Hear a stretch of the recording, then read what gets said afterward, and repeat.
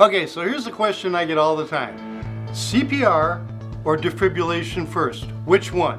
I'll tell you a true story. About 1,000 years ago, I'm working in the ER, brand new paramedic, and I had a patient come back, a young gal, 56 maybe, and she came to the hospital because she didn't feel well. Groovy. Got her on the cot, I'm putting the leads on her, I'm getting a blood pressure, I'm asking her all the questions, and right in front of me, I look at the monitor, I see the squiggly lines, and she's back on the cot.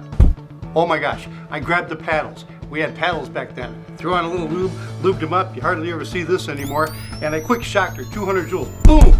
And the patient instantly regained consciousness. And I'm looking at her, and she's looking at me, and she went, because I just hit her with 200 joules of electricity in the chest. She went back into BFib again.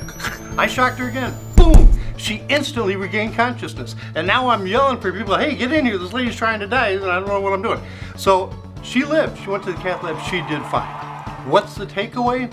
I saw her go into fib. I witnessed the arrest and I immediately defibrillated her and I got that rhythm changed.